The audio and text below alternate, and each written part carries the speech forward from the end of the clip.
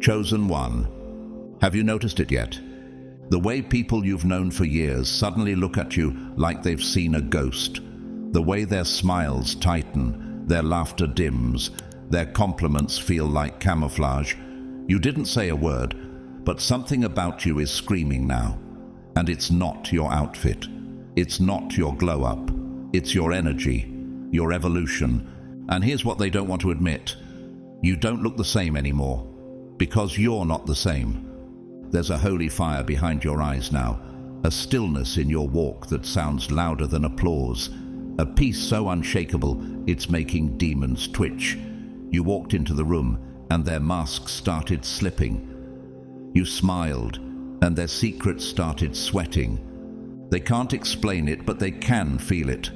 This version of you wasn't built by their validation. It was built in silence, in betrayal, in back rooms where they gossiped while you grew. So go ahead and comment 777 if you know this shift is spiritual, if you know heaven has had its hand on you this whole time. And before we go deeper, thank you to each soul who has shown love, shared this message, or sown into this mission through super thanks. Whether you've spoken or stayed silent, your presence here is sacred. But here's the twist most won't admit. They're not just freaked out by how strong you've become. They're haunted by the fact that they never saw it coming. How do you explain the radiance of someone who was once overlooked? What do you do when the person you pitied now carries divine authority? How do you face the one you doubted when they now walk like prophecy in motion? This isn't a phase. It's a heaven-backed emergence. This isn't cosmetic. It's cosmic. And while they whisper behind your back, wondering what happened to you, you're standing in full alignment with a version of yourself that was always God's plan, a version they couldn't sabotage, a version they were never invited to build. So stay with me, because what we're about to dive into next will explain why your elevation has become their spiritual eviction notice, and why this version of you is making the enemy nervous. Let's go. God's chosen ones, you suddenly don't look the same. This new you is freaking them the fuck out.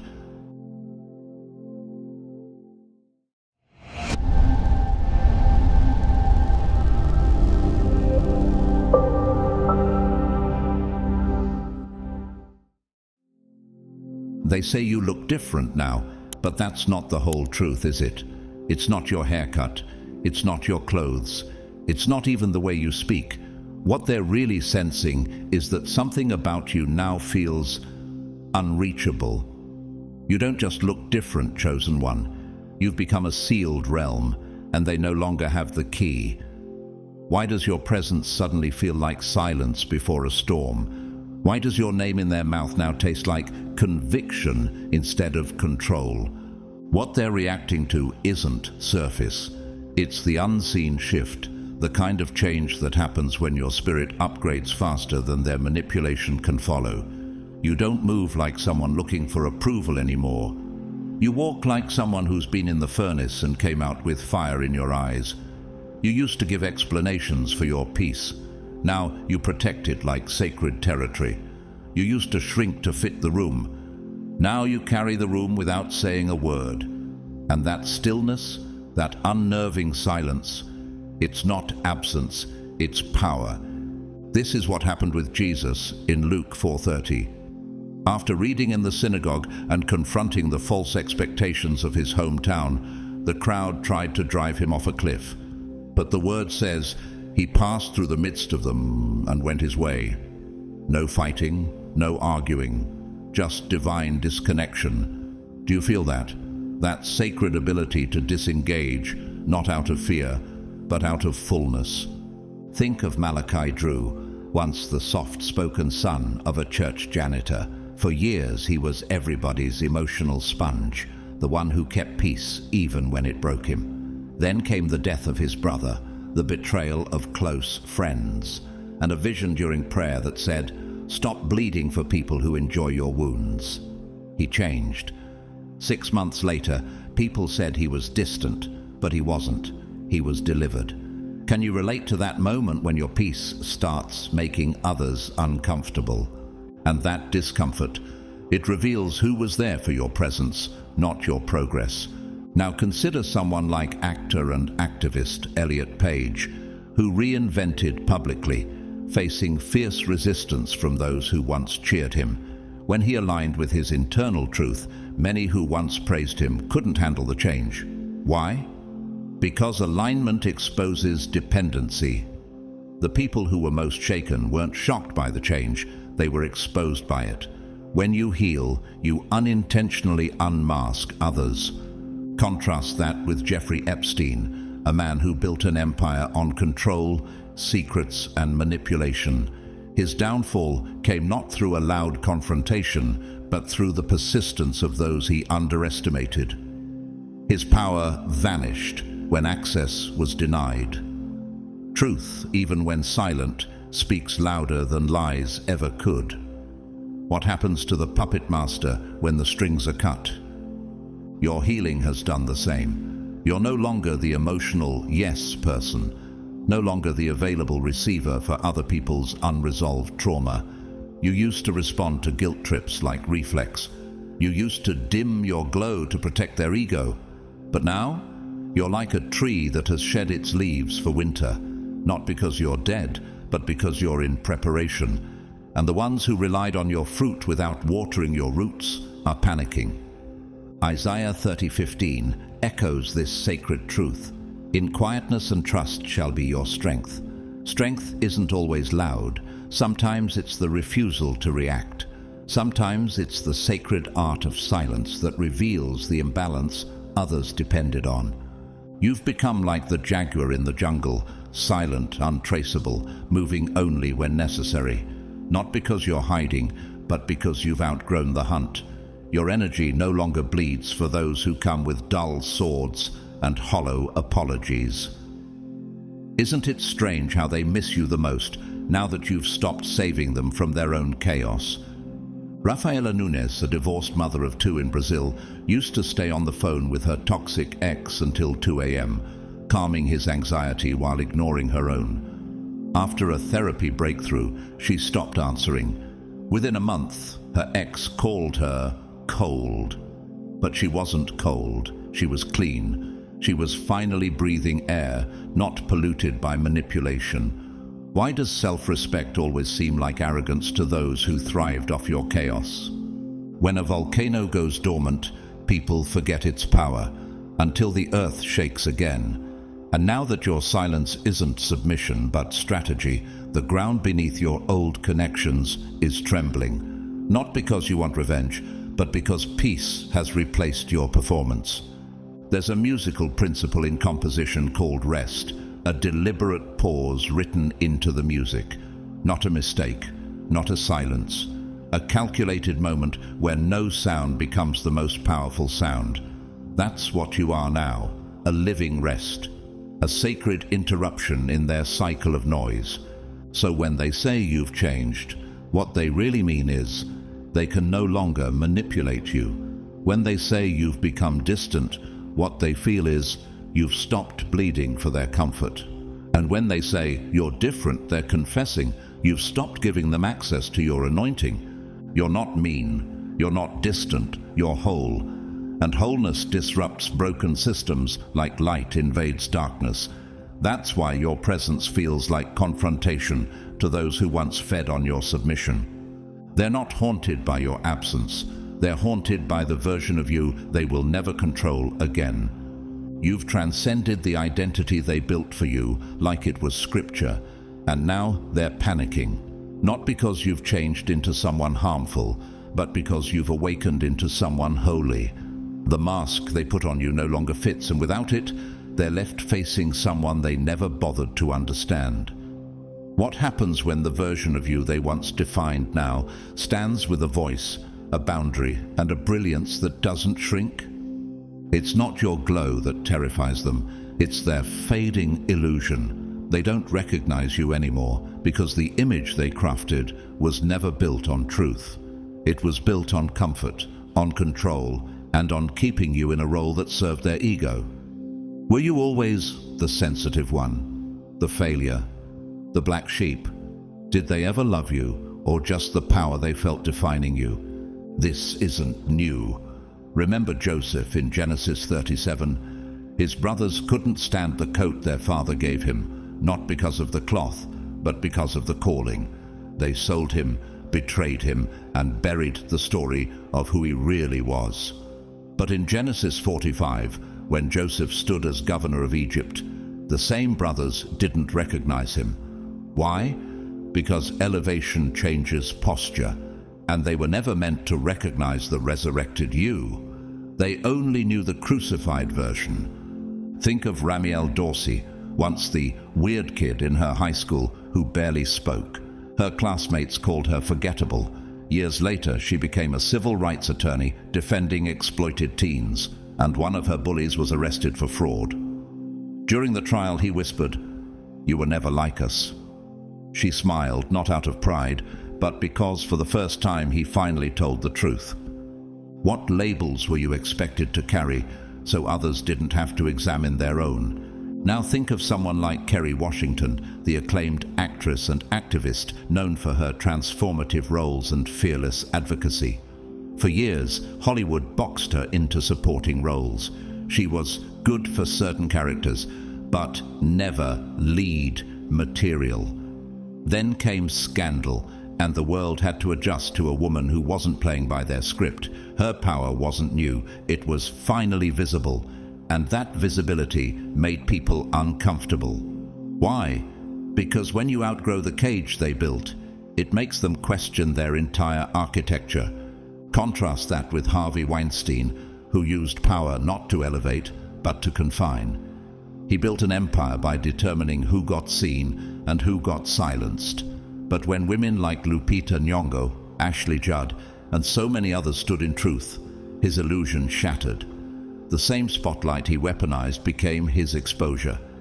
That's what happens when false authority meets authentic awakening. Can you feel the tremble in the system when one person stops playing along?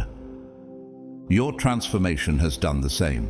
You weren't supposed to become strong. You were supposed to stay bruised, unsure, apologetic. Why does your peace disturb them more than your pain ever did? Why does your silence now feel like thunder in their conscience? The truth is, they never really knew you.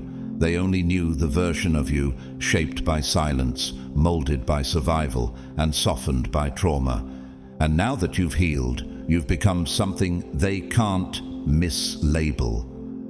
Isaiah 61:3 speaks of God giving a crown of beauty instead of ashes, the oil of joy instead of mourning. That's what you wear now, and to the people who only knew you by your ashes, your beauty feels threatening. Why? Because if you weren't who they thought, what else have they misjudged? Who else have they lied about? What other truths have they buried? Elliot Granger, a quiet carpenter in Maine who spent decades living under the shadow of his abusive older brother. He was the meek one, the timid failure. But after reading a worn Bible left by his late grandmother, he began to change. He fasted, he forgave, and he started his own woodworking business, not for fame, but for freedom. 2 years later, his brother went bankrupt while Elliot expanded to 3 states. When asked how he rose, he replied, "I stopped carrying the names they gave me. Even the eagle sheds its feathers when it matures. The old plumage served a purpose, but it must fall away for the new wings to take flight. You're not abandoning your history, you're completing it." There's a concept in astronomy called stellar evolution. A star is born, burns, collapses, and then becomes something new, a white dwarf, a neutron star, or even a black hole. Each is unrecognizable from the original form. You've gone through that same cosmic shift. They see your glow, but don't understand the gravitational force within you now. And that's the most unsettling part for them. You didn't ask for revenge. You didn't hold a press conference for your comeback. You just evolved. Quietly, faithfully, divinely. You became someone they can no longer explain away. And without their labels, they are exposed. Your healing wasn't loud, but it was prophetic. Now, every time they look at you, they are forced to confront a haunting truth. You were never the smallness they believed, and they were never the compass they pretended to be. That's real power, and it doesn't scream, it simply is. You are the living receipt, stamped, signed, and sealed, of their deepest underestimation. You are the echo they didn't expect to hear after they walked away, the proof they thought would never surface. For a long time, they whispered lies about you, and louder than their words were their expectations that you would fail, fade, fold, that you wouldn't survive without their praise, their permission, or their presence. But what happens when the one they abandoned starts to rise? They told the story like you were weak, didn't they? They cast you as fragile, emotionally unstable, unfit for elevation. And you, worn out by grief and exhaustion, almost agreed. You sat in silence that felt like a tomb. Nights when your prayers were groans and your tears became your language. You clutched your chest under moonlight and whispered, "God, if you don't lift me, I won't get up." And he heard you. Psalm 34:18 says, "The Lord is close to the brokenhearted and saves those who are crushed in spirit." That's where you lived, crushed but not consumed, shattered but not surrendered, broken but not erased. Isn't it wild how they assumed your private pain was proof of your defeat, when in truth it was the birthplace of your divine comeback? Breon Ellis, a quiet man from rural Tennessee. After losing his wife in a car crash, the community said he'd never recover. He stopped showing up to church. His kids dropped out of school. People stopped calling. Then, one winter night, after his roof caved from snow and he sat in freezing silence, Breon prayed for the first time in a year. "God, if you're still there, give me back my fire." That spring, he built a greenhouse. By autumn, he was mentoring troubled teens and feeding dozens with his harvest. They called it a miracle.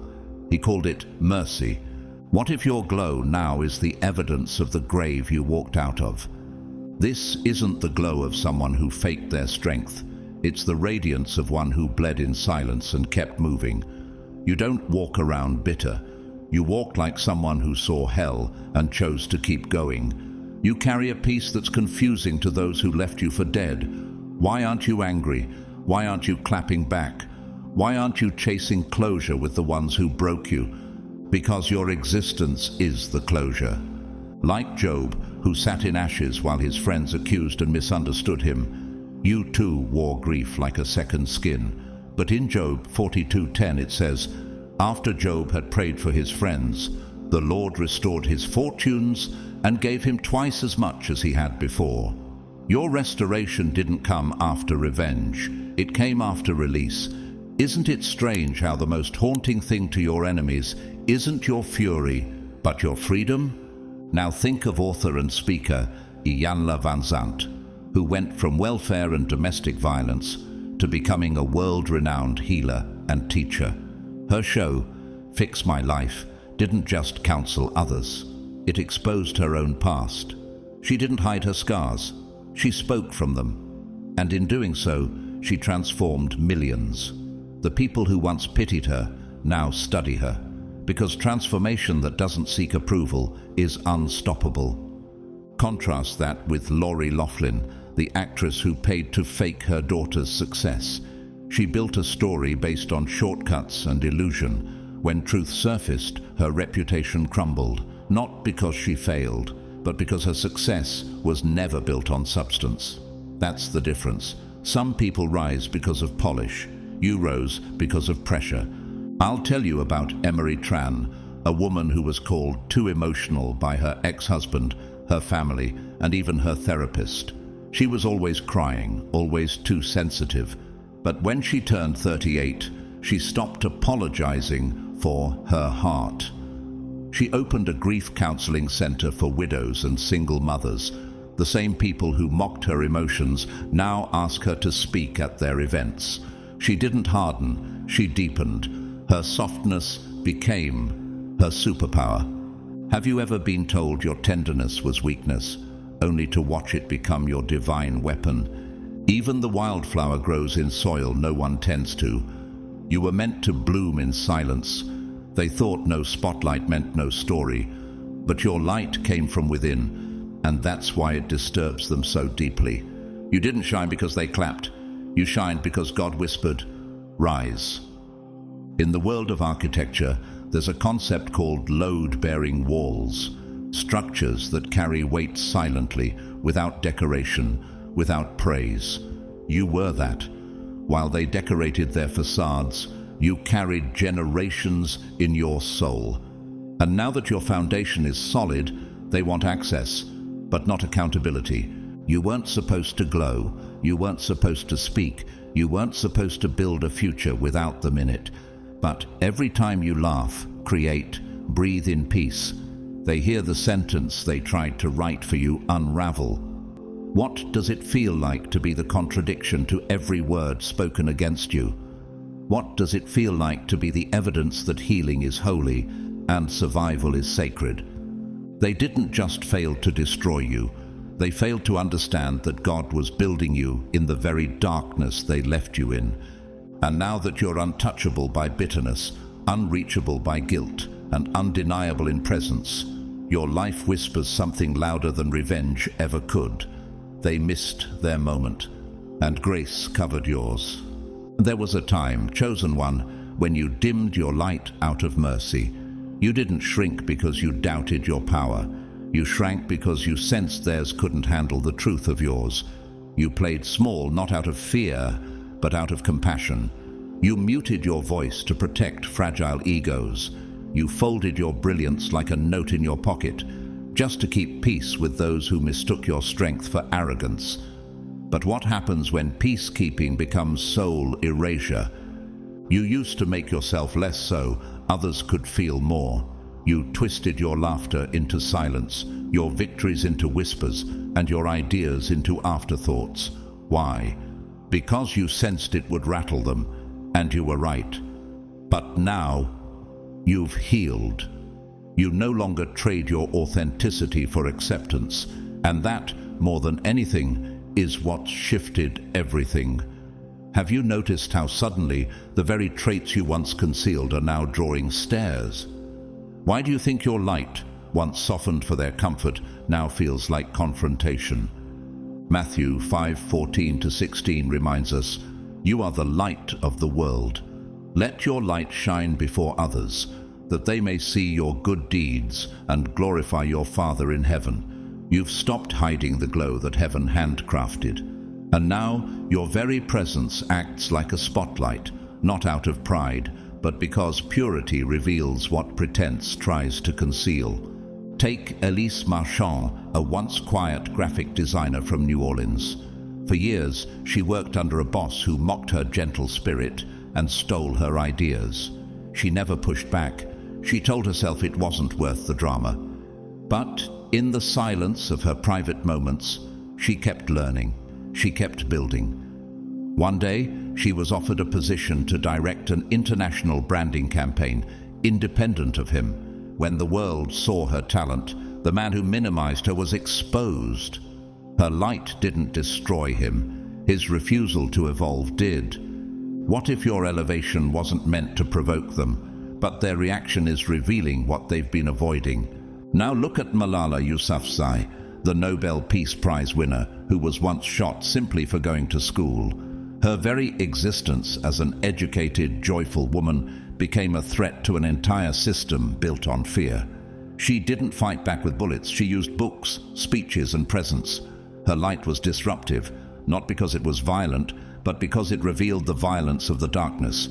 And when her radiance touched the world, those in power were forced to face their own chosen ignorance. Now contrast her with Elizabeth Holmes, once seen as a visionary, but later exposed for faking her success. Her illusion was built not on light, but on reflected glow she never earned. When the truth surfaced, her empire collapsed. Because a glow without truth is a mask with an expiration date. What do you think happens when those who pretend to shine stand next to someone who's truly been through fire? Your glow, unlike theirs, isn't aesthetic. It's earned. It's the soft gold of someone who has warred with shadows and still chose love. It's the aura of someone who didn't just survive dysfunction, but dismantled it. Every joyful step you take now whispers of sleepless nights, silent battles, and moments where you begged heaven to hold your breaking pieces together. You've become a wildfire, not meant to destroy, but to renew. Like the sunrise over a frost-bitten field, your light reveals what's been frozen in others. Your peace makes their chaos echo louder. Your laughter slices through their silence. And your freedom feels like rebellion to those still loyal to bondage.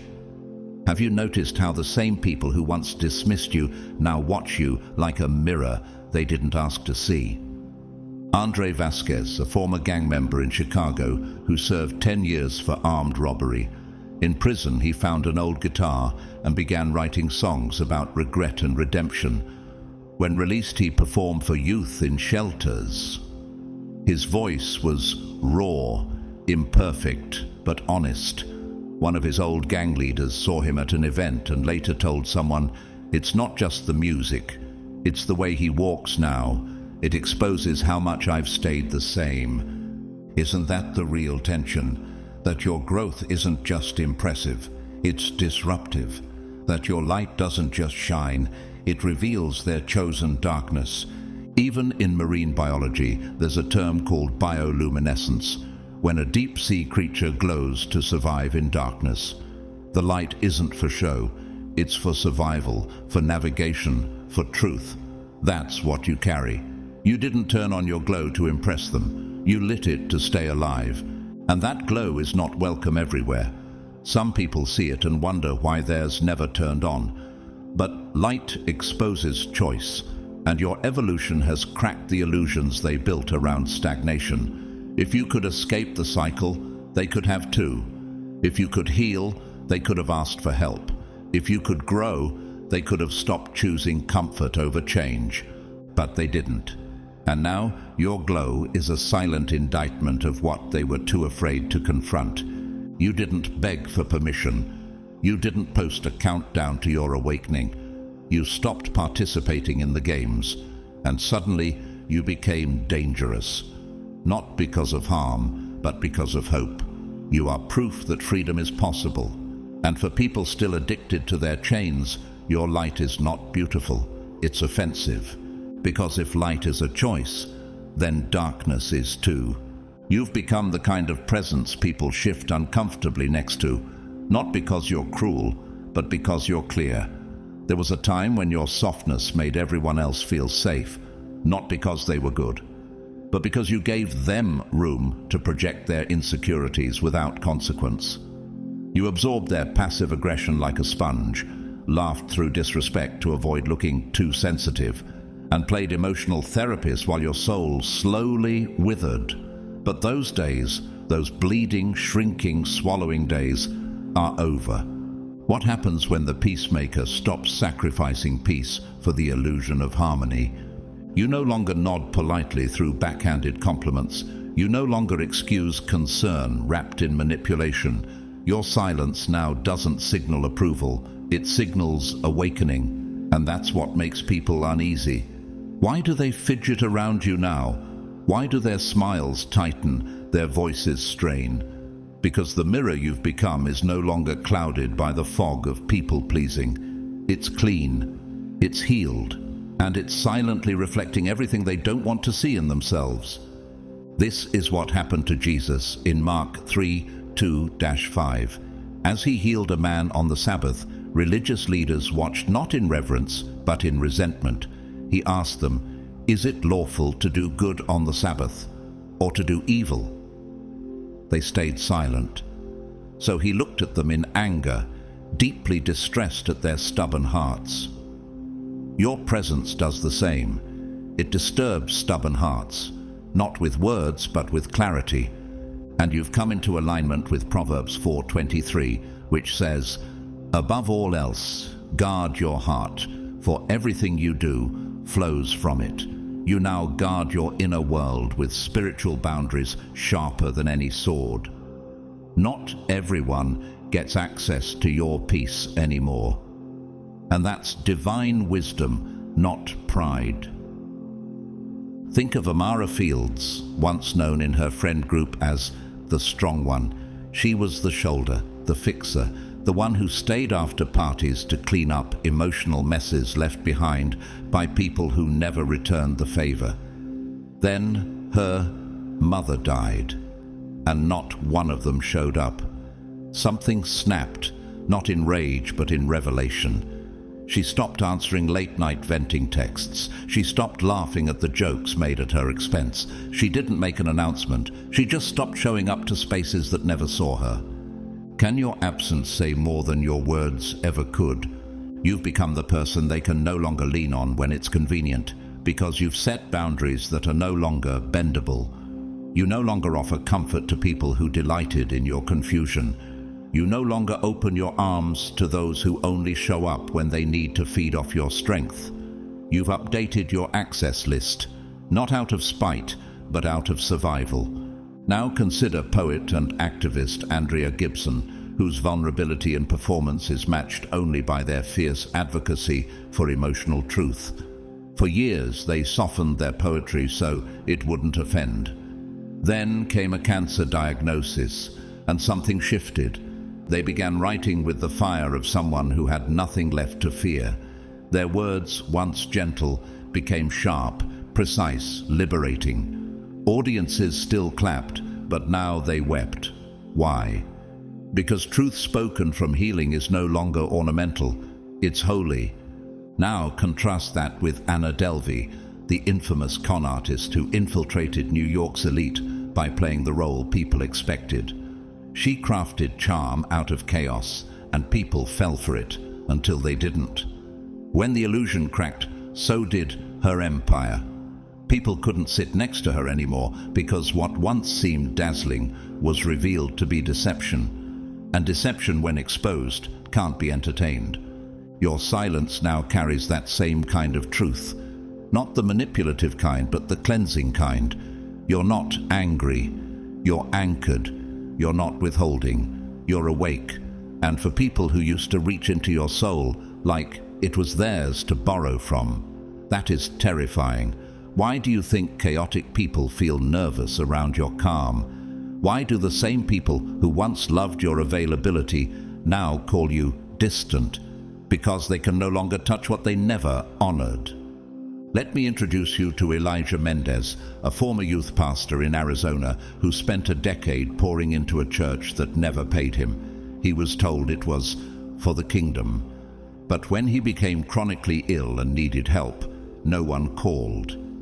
In the silence of that betrayal, he met God in a deeper way. He started writing worship music on his porch instead of leading services. Months later, a video of him singing alone in the desert went viral. Not because it was polished, but because it was real. Now his former pastors watch from afar, not in celebration, in discomfort. His silence is preaching what their pulpits never could. Nature reflects this spiritual clarity. When a lion stops roaring, the jungle doesn't mistake it for weakness. It becomes terrified. Your stillness now carries that energy, not because you're waiting to attack, but because you no longer entertain noise. You don't bark back, you don't explain, you just sit, and the room adjusts. In psychology, there's a concept called emotional cutoff. It's the moment when a person breaks free from generational dysfunction, not by screaming, but by refusing to continue cycles.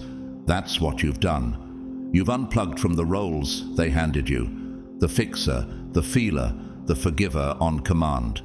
And in doing so, you've left people to finally sit in the emptiness they masked with your empathy.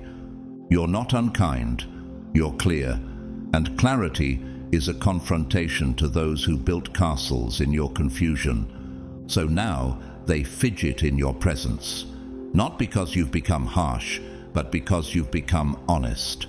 They can't play the games anymore. The access they used to have, it's revoked. not with anger, but with silence. And your silence is now the loudest sermon they've ever heard, because you're no longer bleeding to be accepted. And that, chosen one, is the kind of freedom that haunts the unhealed. You're no longer a character in their story, and that unnerves them more than anything you could have said aloud. For so long, they thought they had your role figured out. They had cast you in their private narrative as the emotional crutch, the backup singer, the one who never quite found their footing. In their minds, you were the comparison that made them feel wise, stable, or superior. You were the cautionary tale that validated their illusion of progress. But what happens when the character they wrote for you walks off the page? Your transformation didn't just shift their perspective, it dismantled their entire plot. You didn't just tweak your habits, you rewired your identity. You changed the script, changed the genre, and changed the author. How do you think it feels to realize the story they built around your limitations no longer holds? This is exactly what happened in Luke 7:36-50, when a woman with a reputation, unnamed but unforgettable, walked into a Pharisee's home and anointed Jesus with oil. The room froze.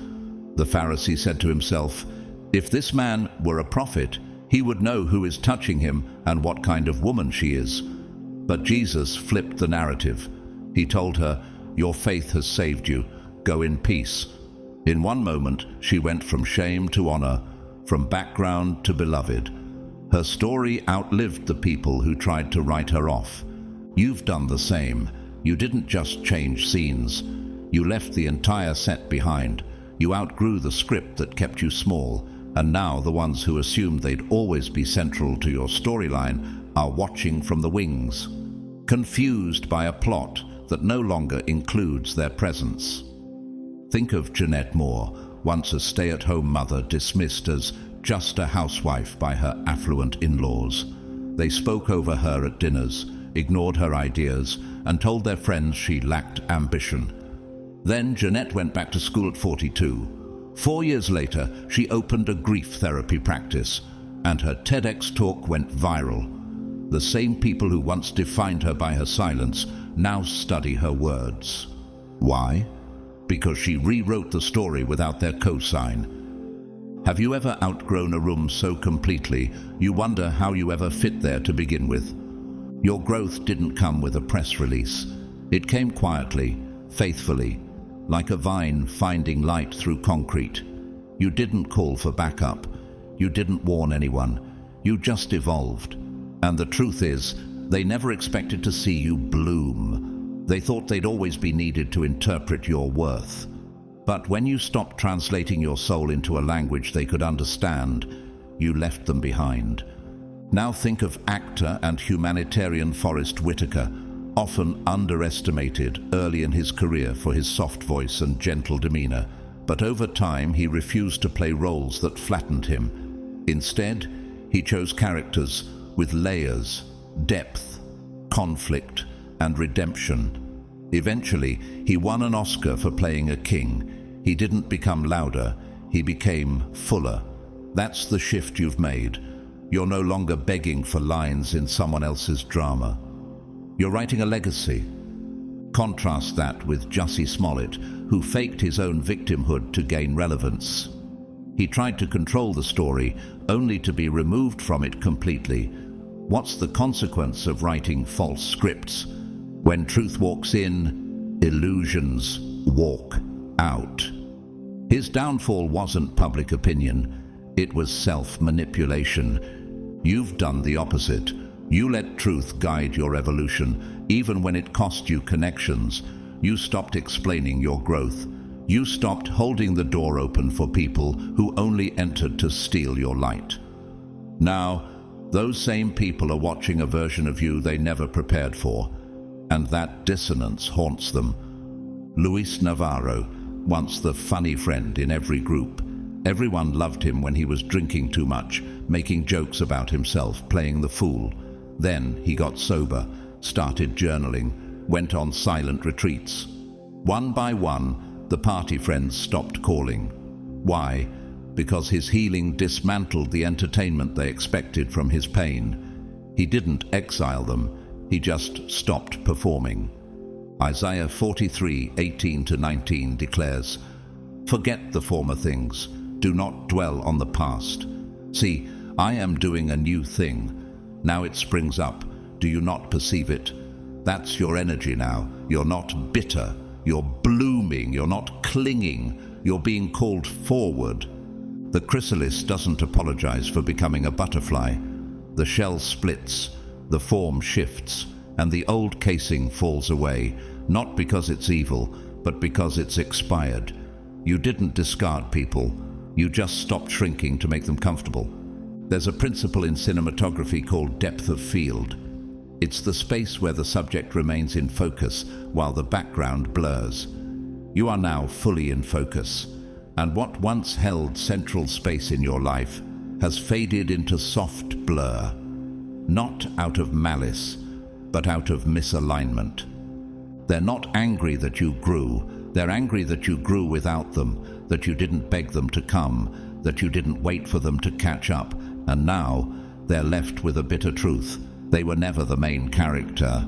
They were a chapter, and the story goes on, with or without their name in the credits. And doesn't it feel good, chosen one, to realize that your peace doesn't require anyone's permission to flourish?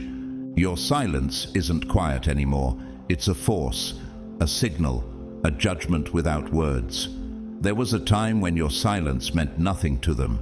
They thought it was timidity, confusion, a void waiting to be filled. But now, it unsettles people. It makes them squirm. It forces them to wrestle with their own guilt, even when you haven't said a thing. Why do you think they start explaining themselves when you haven't even asked a question? Why do they feel seen, completely undressed, just by your presence? Your silence, chosen one, is no longer passive. It's prophetic. It carries the energy of someone who's already seen everything they needed to see. You don't react impulsively anymore. You don't defend yourself to people committed to misunderstanding you. And that's what terrifies them, because now they realize something they weren't prepared for. Your silence is a verdict. Ecclesiastes 3:7 says, "There is a time to be silent and a time to speak." You have mastered that divine timing. You don't speak to be heard. You speak to shift atmospheres. And when you choose not to speak, the silence becomes a mirror. It reflects everything people thought they were hiding. Can you feel it? That shift in energy when you walk in and say nothing, but everything starts to tremble. Let me introduce you to Caleb Ortiz, once known in his small-town school as the quiet kid. People teased him, ignored him, assumed he knew nothing, but Caleb noticed everything. Years later, he became a trauma recovery specialist, using his ability to read subtle shifts in tone, breath, and body language to help others heal. He didn't speak often, but when he did, it felt like revelation. Former classmates booked his sessions in secret. Why? Because silence backed by clarity becomes a holy confrontation. Have you noticed how your silence changes the room now?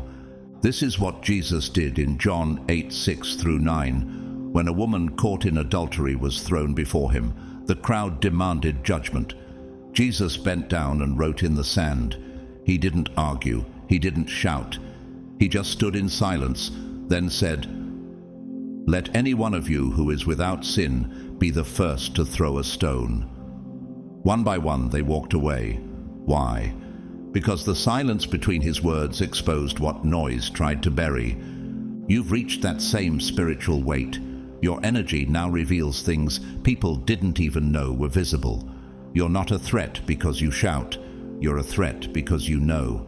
And that knowing is what puts pressure on every mask in the room. Look at Ariana DeBose, the Oscar-winning actress who was once overlooked in casting rooms for being too ambiguous in appearance, voice, and background.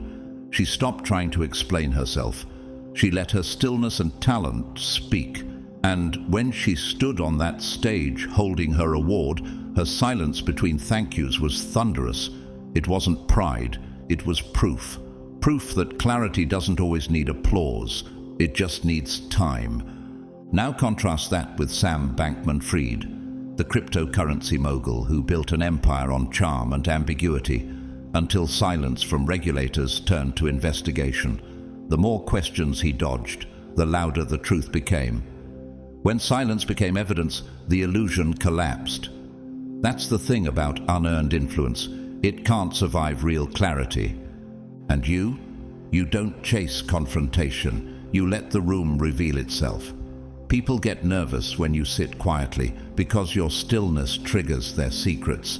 They fumble, justify, over-explain, or ghost you completely. Why do you think so many people suddenly don't vibe with you anymore?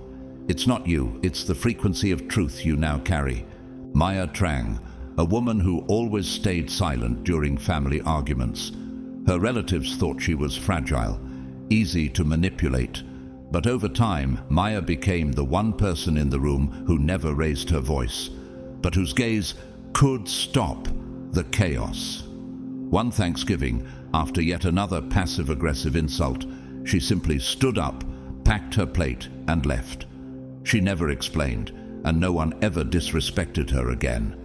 Her silence that day said more than 10 years of arguments ever could. You've become like fog in a dense forest. You don't announce yourself, but you change everything you touch, or like deep water in a still lake. It looks calm, but underneath lies depth that few are prepared to face. In the world of forensic science, there's something called latent evidence, invisible to the naked eye, but revealed under light. That's what you've become. Your presence is light, and around you, everything latent starts to surface. They thought you were ignoring them, but the truth is, your silence means it's already over. You've seen enough, you've tracked the pattern, you've disconnected the emotional access, and you didn't do it with anger, you did it with precision. Now people can't lie to you without flinching. They can't fake love without stammering. They can't plot without panicking, because when you walk in with that healed silence and clear vision, it becomes spiritual surveillance. And the most powerful part, you never had to say a word. They didn't think you'd become the lesson. They thought you'd become the warning. In their minds, you were the one everyone else would be cautioned against. Don't end up like that. That was the story they scripted for you. They were comfortable turning your heartbreak into a headline, your silence into suspicion, your tears into entertainment. They thought your failure would be final, your pain would be permanent, and your breakdown would be your legacy. But here's the twist they never saw coming. You didn't just rise, you resurrected. Psalm 118 verse 22 says, "The stone the builders rejected has become the cornerstone." That's your life now.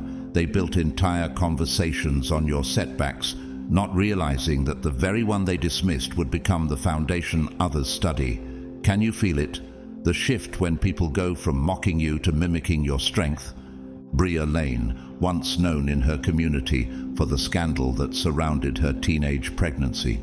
People shook their heads at her in church pews, whispered at gas stations, made her the punchline of their purity culture. But Bria didn't vanish. She went to night school, she worked 2 jobs, and 12 years later she opened a women's shelter that now serves hundreds. Her son, honor roll. Her haters, speechless. Her silence wasn't shame, it was strategy. What if your quiet process has become the loudest lesson of all? You didn't need applause to transform. You healed when no one was clapping. You rebuilt when no one was watching. You did the shadow work, the inner purging, the soul excavation that doesn't go viral, but saves lives. And now, you walk with a calm they can't decode. You carry a peace that makes noise in every room you enter. Why does your mere presence feel like conviction to the ones who laughed at your chaos? This is what happened with Joseph in Genesis 50:20. His brothers sold him into slavery and thought they'd erased him.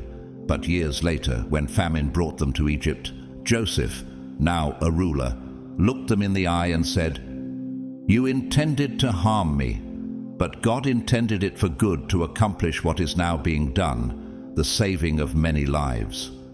That's what your story is now, a saving testimony. They thought you were the end, but God made you the beginning. Now think of Simone Biles, the most decorated gymnast in history. She pulled out of the Olympics for mental health reasons, and critics pounced. They labeled her soft, unstable, a disappointment. But she came back, not for approval, but in alignment.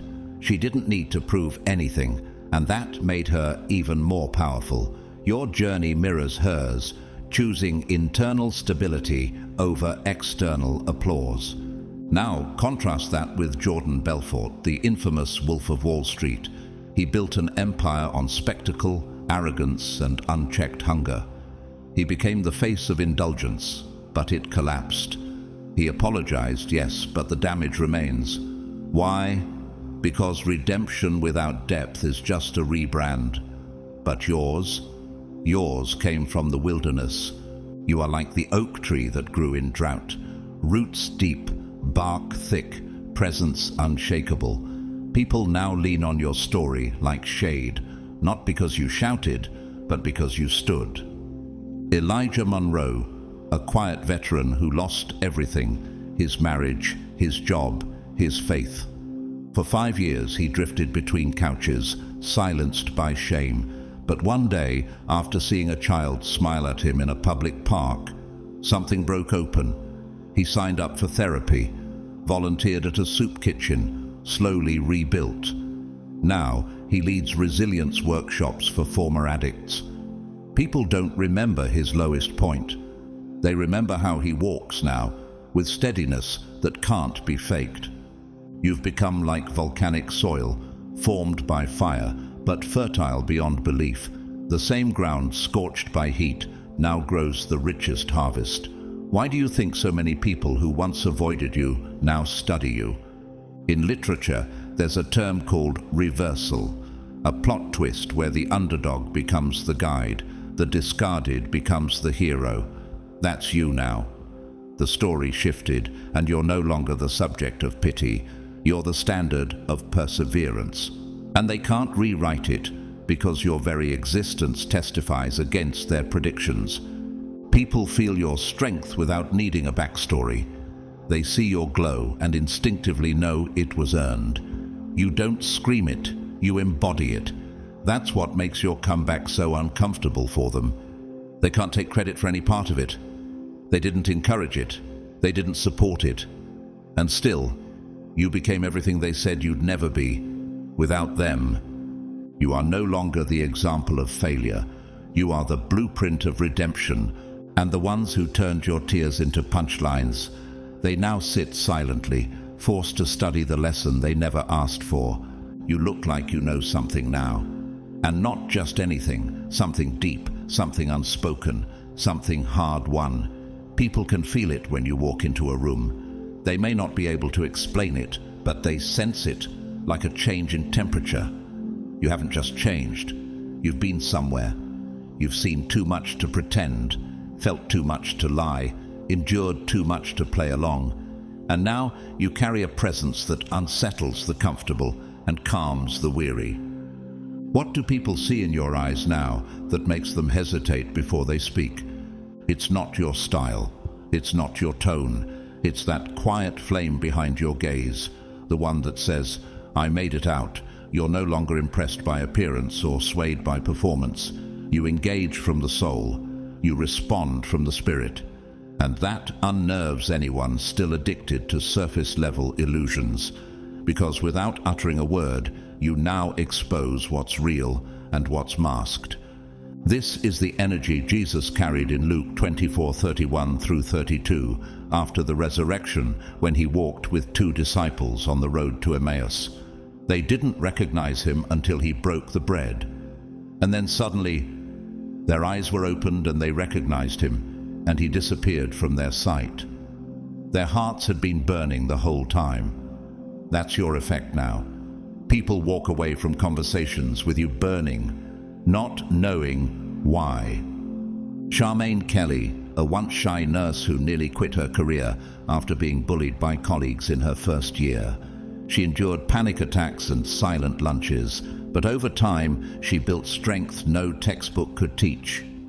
Years later, when she walked into a new hospital to become the head nurse, staff went quiet, not out of fear, but respect. Her presence carried weight. She didn't boast. She just saw everything. One intern said, "She walks like she already knows what went wrong." What have you survived that now speaks through your silence? Your discernment didn't come from workshops. It came from walking through fire barefoot, with no applause, no audience, and no roadmap. You were forged, not formed. And now, the wisdom you carry can't be taught. It can only be earned. People feel that, especially the ones still living in masks. Think of Lady Gaga, a global superstar who spent years wearing literal costumes to hide her emotional scars. But in recent years, she stripped it all down. She began speaking openly about trauma, PTSD, and pain. She no longer sings just to entertain, she sings to awaken. When she locks eyes with the audience now, it's not about spectacle, it's about truth. You've become that kind of presence. Every movement speaks, every glance holds weight. Now contrast that with R. Kelly, once revered for his voice and now infamous for his crimes. He wielded charm as a weapon and fame as a mask. But when the truth surfaced, even his most polished interviews couldn't hide the manipulation anymore.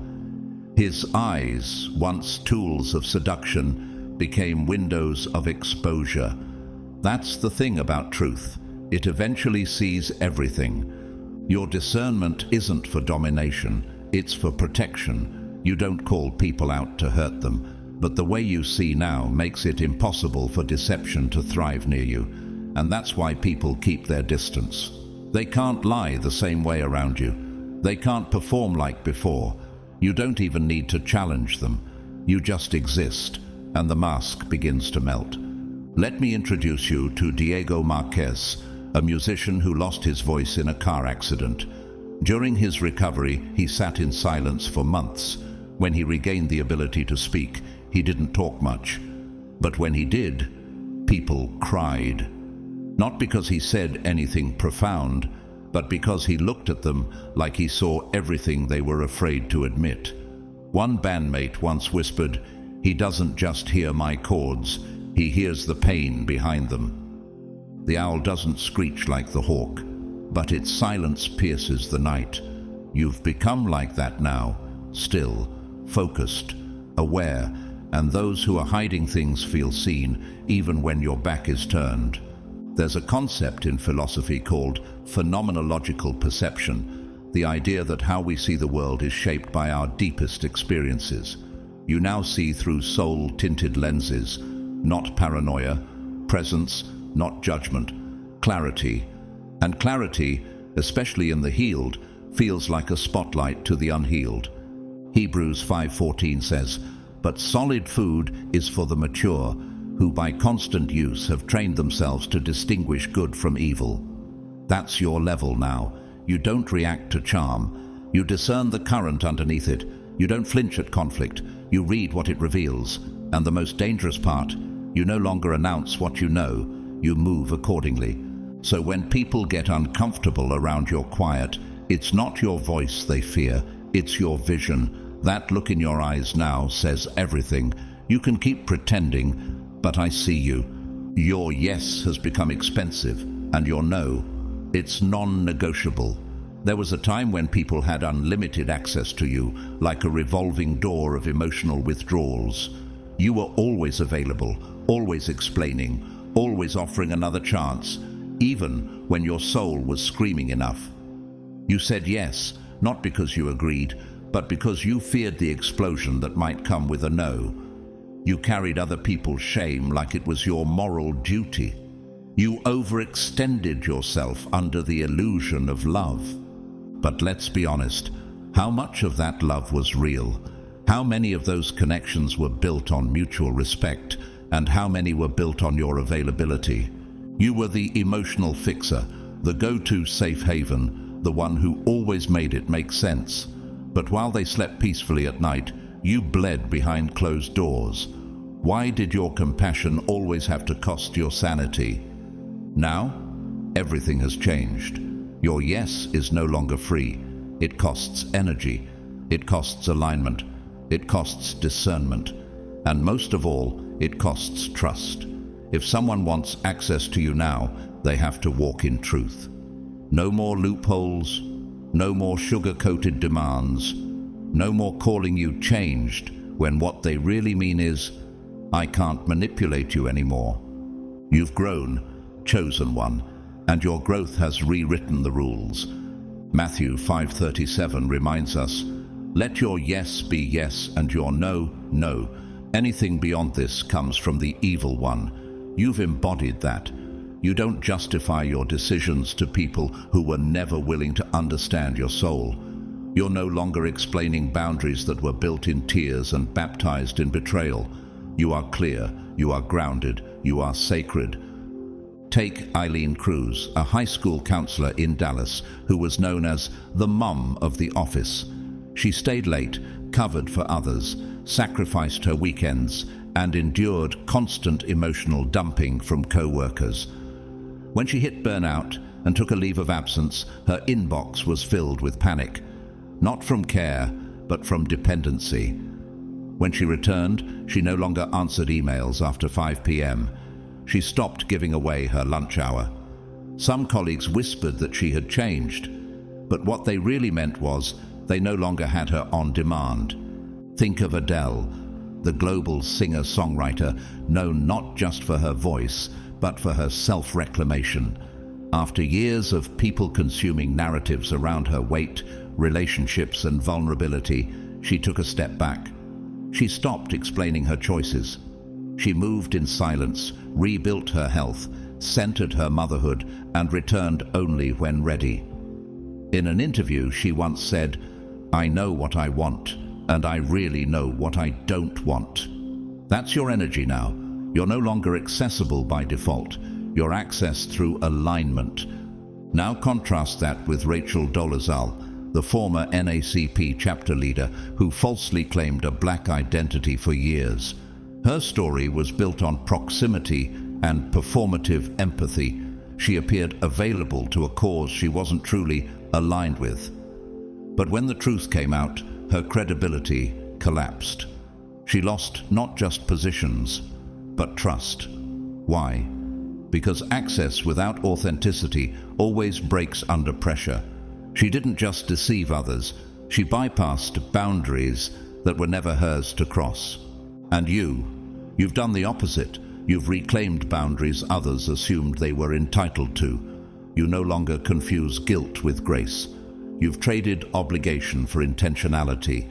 You now require authenticity where once you tolerated performance. Marcus Wynn, a pastor's son who was taught that real love meant saying yes to every church need. He skipped birthdays, cancelled dates, and gave when his spirit was dry. At 32, he collapsed, literally. In the hospital, he realized, my obedience was never meant to be my undoing. When he returned to ministry, he said no more often, and strangely, the same elders who once praised his sacrifice now questioned his humility. But Marcus stood firm. He said, my no is an act of worship now. Proverbs 4:7 says, wisdom is the principal thing. Therefore, get wisdom, and with all thy getting, get understanding. And wisdom has taught you that giving isn't always godly. Sometimes giving without discernment is codependency in disguise. You are like the mountain that no longer moves for storms. Your presence is steady, your love is real, but it is no longer free for the unprepared. Even in nature, the rose does not apologize for its thorns. It protects what it holds sacred. And you've become like that now. Not defensive, just sacred. There's a principle in architecture called load-bearing integrity, where a structure must be reinforced at the foundation, or it collapses under misuse. You've reinforced your boundaries. No more emotional freeloaders leaning on your kindness until it caves. Your structure is sound now, and that soundness is strength. So yes, your yes is expensive, and your no is immovable.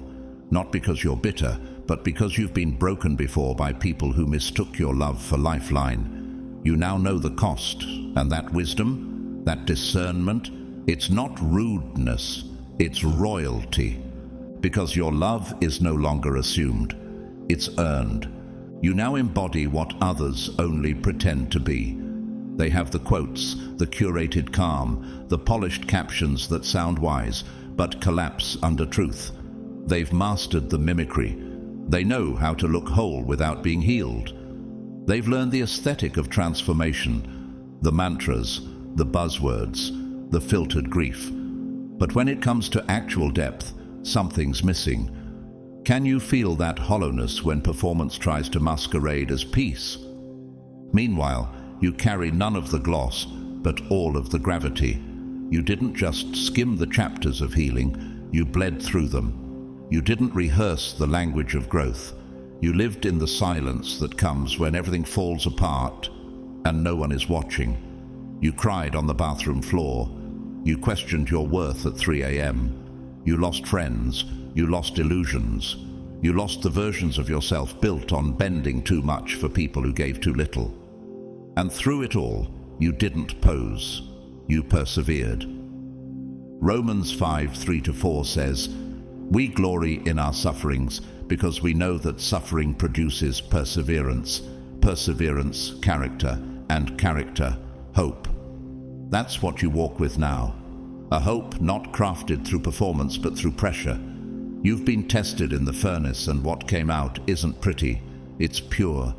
Think of Amani Idris, once a fashion blogger whose online brand was curated perfection, but behind the filters was panic, debt, and spiraling identity.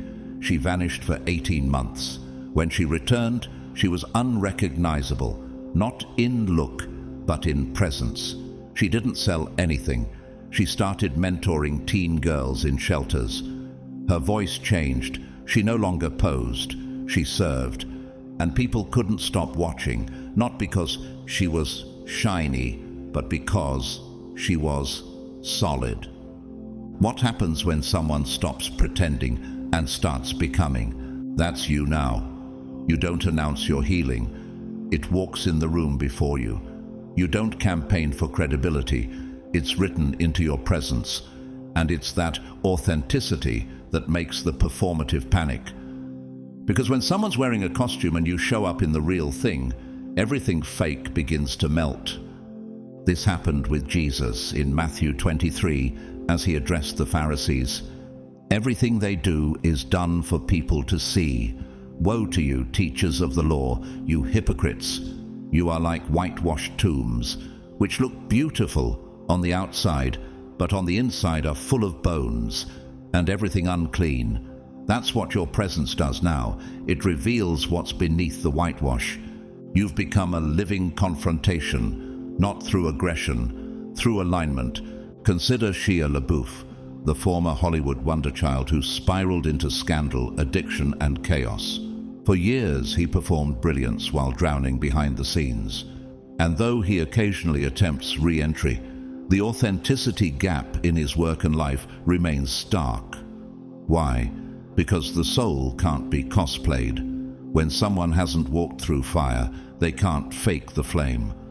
Now, think of Angela Bassett, an actress whose roles echo depth because her life reflects discipline. She didn't just play power, she embodied it. She turned down shortcuts. She kept her marriage sacred, her presence consistent, her soul intact. She once said, "You don't have to be loud to be noticed. You have to be excellent." That's your vibe now. Not loud, aligned.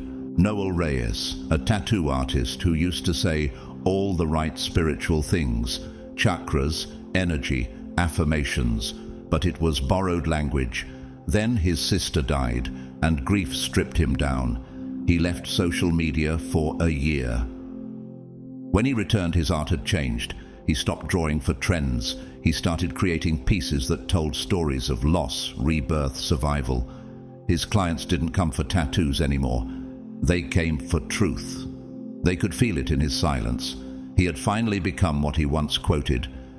"A desert flower doesn't bloom for praise. It blooms because it endured." You are that bloom now, unapologetic, rooted, real, and it terrifies those still addicted to imitation. There's a concept in theatre called method acting, where the actor lives the role to the point they become it.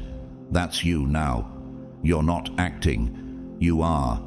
And that makes people who are still in rehearsal feel exposed. 2 Corinthians 4:7 reminds us, "We have this treasure in jars of clay to show that this all-surpassing power is from God and not from us." Your cracks don't disqualify you. They prove the power is real. And that's what the surface level can't handle. You didn't break to be trendy. You broke to be free. So now, when they posture, you're still. When they quote, you carry. When they perform, you embody. You've become what they cosplay. And that's not arrogance. That's alignment. You're not louder than them. You're just more true. They're watching the prophecy unfold. And this time, it's not in theory. It's real. The same people who once laughed at your quiet convictions, who rolled their eyes at your talk of timing and vision, are now watching every detail with trembling awareness. You weren't just hoping, you were hearing. You weren't just imagining, you were receiving. But they couldn't perceive it because they weren't meant to carry what you were born to hold. Do you remember those moments when you spoke of something greater, something coming, but you had no words to prove it?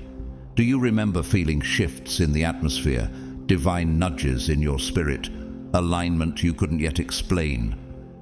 They dismissed it as fantasy. But what if it wasn't fantasy? It was foresight. Habakkuk 2:3 says, "Though the vision tarries, wait for it. It will surely come and will not delay." That's what they're witnessing now. The delay was never denial. The silence was never abandonment.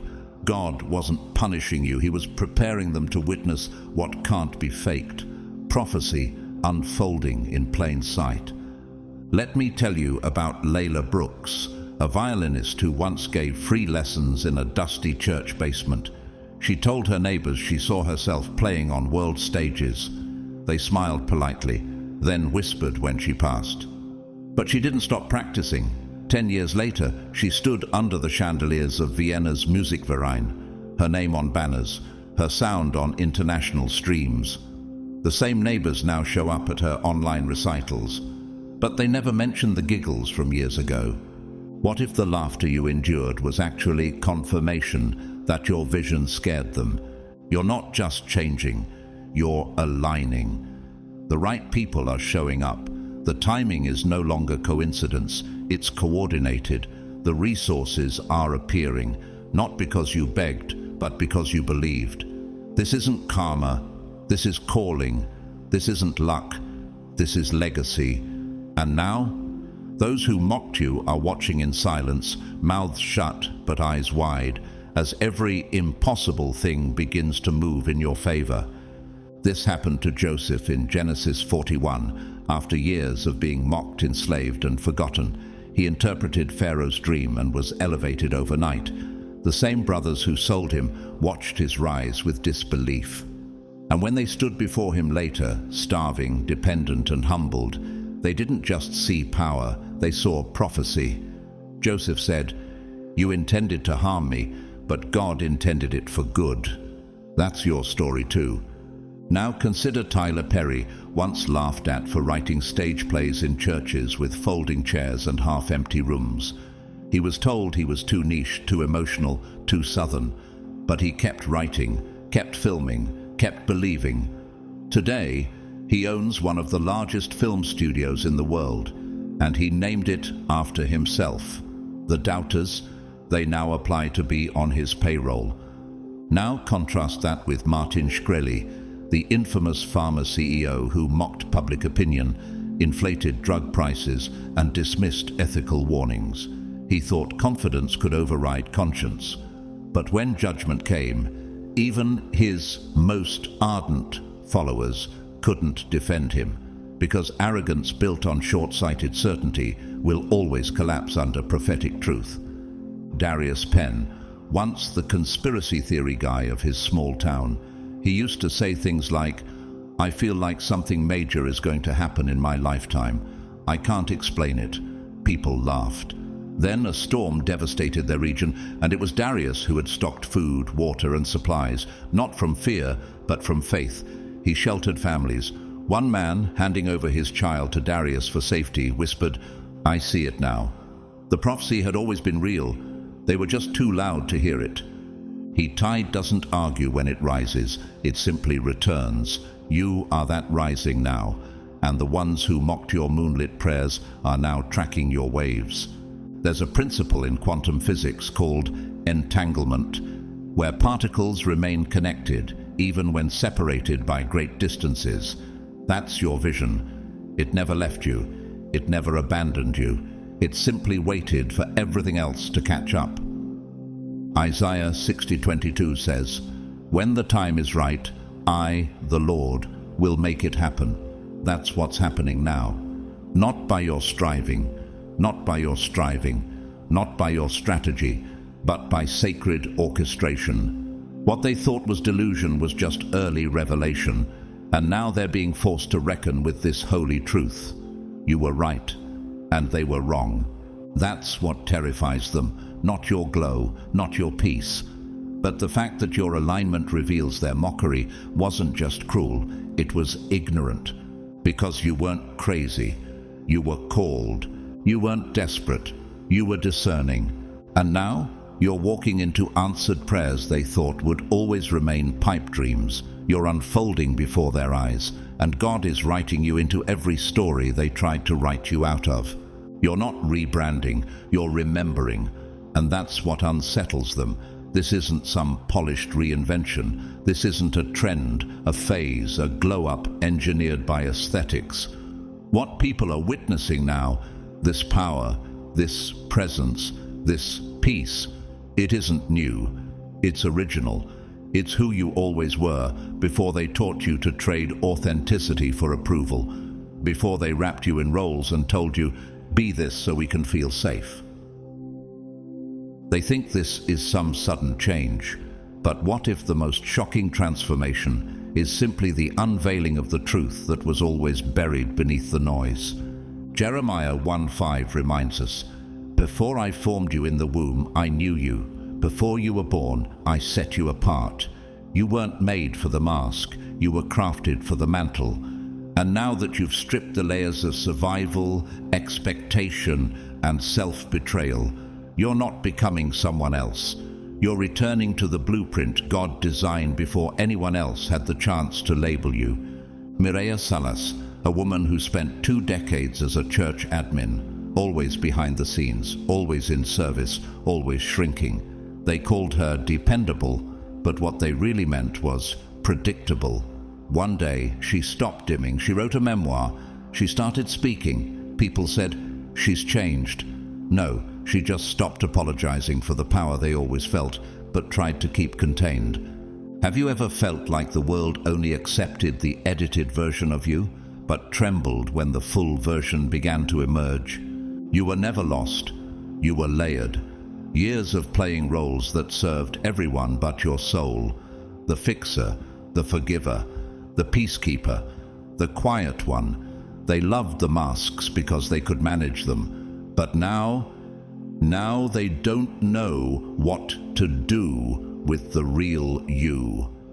The ancient you. The unapologetic, divinely awakened you. This is what happened with Moses in Exodus 3, when God called him not as a prince of Egypt, but as a fugitive shepherd. He said, "Who am I that I should go to Pharaoh?" And God replied, "I will be with you." You see, Moses didn't become powerful in that moment. He remembered he always was. Your burning bush wasn't an initiation, it was a reminder. Think of Janelle Monáe, the artist who for years wore black and white suits, hiding behind characters and perfectionism. But then came the shift. She stripped off the disguise, literally and spiritually. She embraced fluidity, vulnerability, voice, and people didn't know what to do with her. Some praised it, some panicked, but none could deny that this was the most honest version of her they'd ever seen. You now carry that same uncaged clarity.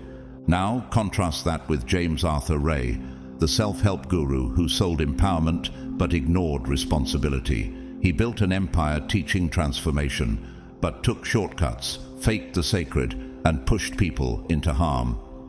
When lives were lost at one of his retreats, the illusion collapsed, because performance without presence always leads to ruin. But you didn't skip steps. You wept for your healing. You questioned the lies you inherited. You wrestled with God in silence. And now that you've emerged, it's not with flair, it's with fire. Idris Chen, a once overachieving son in a traditional family who followed every rule. Straight A's, stable job, perfect manners. But inside he was suffocating. One day he turned off his phone and drove for days. No GPS, no agenda, just soul. He came back bearded, sun-darkened and serene. His family barely recognized him, not because he looked different, but because for the first time he was free. They still whisper, but he's unbothered. The eagle doesn't grow new wings. It molts the weight that kept it from rising. You've done the same. You didn't become more. You shed less. Less pretending, less performing, less proving. There's a term in archaeology called restoration layering, where experts remove centuries of overpaint and plaster to reveal the original masterpiece beneath. That's you now, not enhanced, exposed, not improved, revealed. 2 Corinthians 3:18 speaks of this holy unveiling. We all, who with unveiled faces contemplate the Lord's glory, are being transformed into His image with ever-increasing glory. You've unveiled, and now the glory they tried to bury shines freely. So, no, you're not rebranding. You're not trying on a new personality. You're stepping fully into the identity they feared most, the true you, the radiant, rooted, resurrected version that never needed permission to exist. And that's why they're uneasy, because now they know you were never weak. You were just weighed down, and now that the weight is gone, your light is untamed. They thought your healing would be quiet. They assumed you'd disappear into solitude and never rise again. But instead of fading, you flourished. And the light you're walking in now, it doesn't just illuminate your path, it exposes theirs. What if your restoration was never just about you? What if the divine design of your healing was meant to reveal what they tried to keep hidden? Why do your wins now feel like confrontations to people who claimed they were rooting for you? Why do your blessings make them uncomfortable instead of inspired? In Genesis 41, Joseph was promoted to second in command over all Egypt after years of betrayal, false imprisonment, and abandonment. His elevation wasn't just a reward, it was a reckoning. When his brothers came begging for grain, they didn't recognize him at first. But the famine didn't just drive them to Egypt. It drove them into confrontation with the truth. Your life has become the same kind of spiritual mirror. Your victory isn't petty, it's prophetic. It's God's justice unfolding without shouting. Psalm 23:5 says, "You prepare a table before me in the presence of my enemies." Not after they leave, not once they apologize, right there while they're watching. 2 years ago, Raya Kim, a nurse from Seoul, was ridiculed at work for speaking out about burnout and unsafe hospital practices. Her colleagues mocked her idealism, even excluded her from lunch breaks and gossip circles. But she quietly transferred departments, built her credentials, and recently launched a viral medical startup focused on ethical patient care. Her healing journey, one she thought would go unnoticed, ended up revolutionizing the very system that once rejected her. And now, the same co-workers repost her press features while pretending they didn't once call her naive. In the entertainment world, Chloe Zhao, the Oscar-winning director, didn't just rise to fame. she rewrote the entire narrative.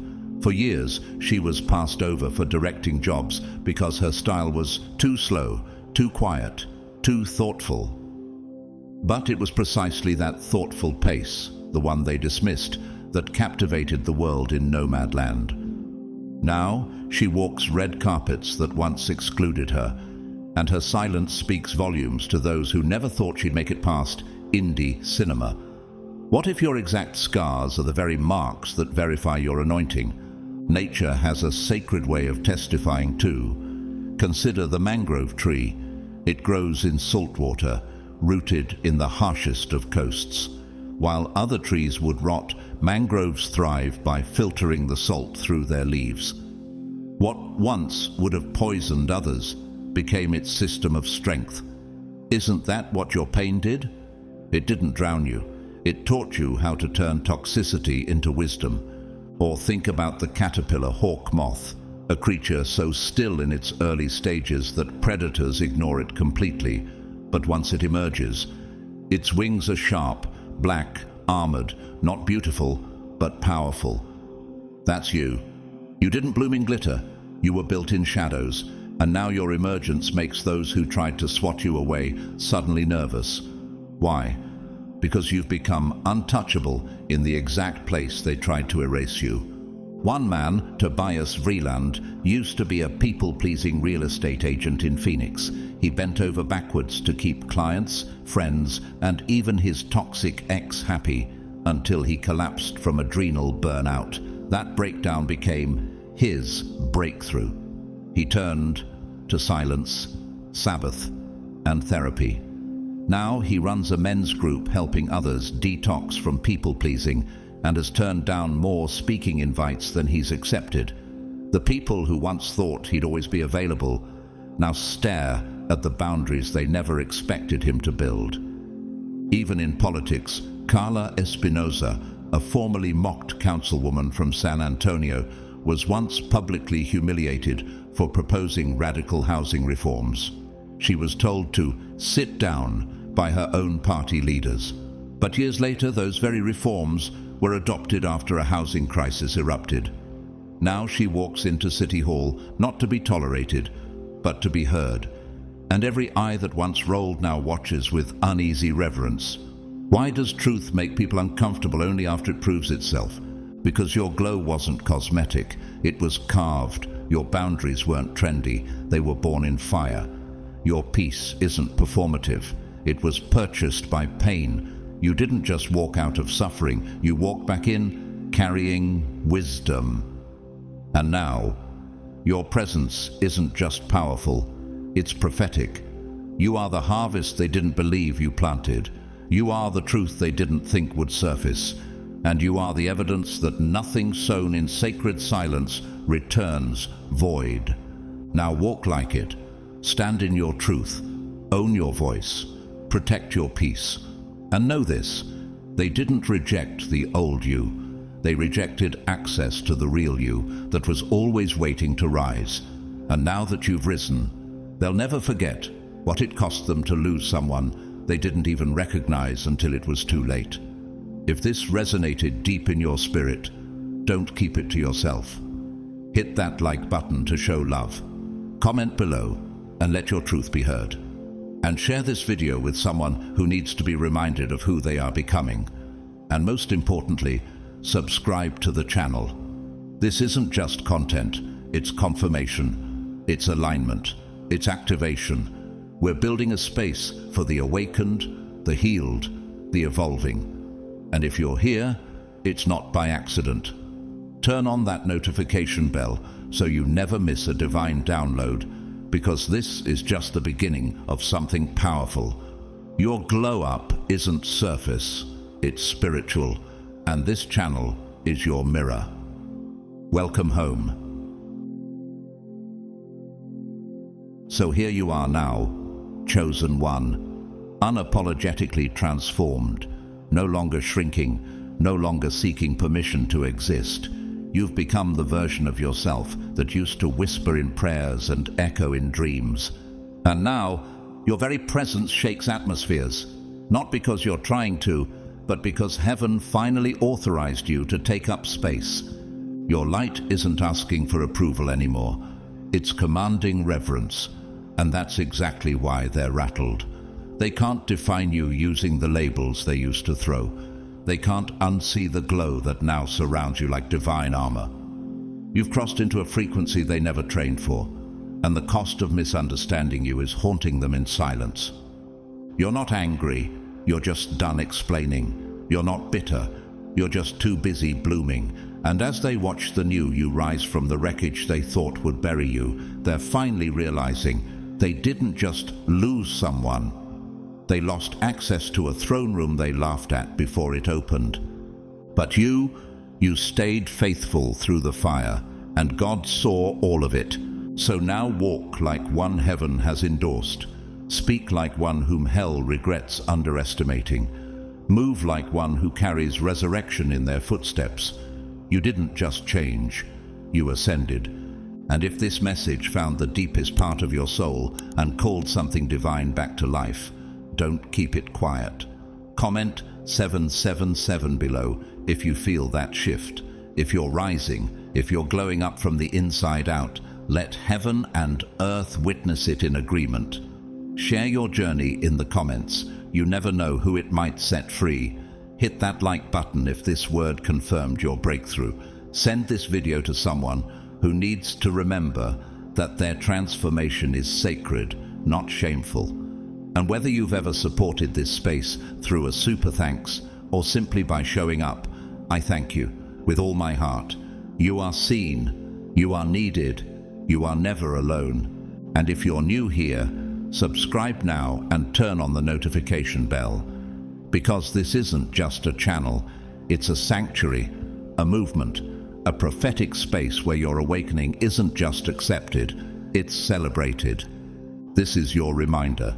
You don't need to tone it down. You need to tune in. You don't need to fit in. You were born to redefine the room. You don't need their permission. You already carry God's commission. So rise, chosen one. And as you rise, may God go before you like a fire, behind you like a shield, and within you like a whisper that never lets you forget who you are. You are not just glowing, you are becoming, and they'll never forget how blinding your light became once you stopped dimming it for their comfort. Blessings upon your journey, peace in your process, and glory in your becoming. Welcome home. We're just getting started.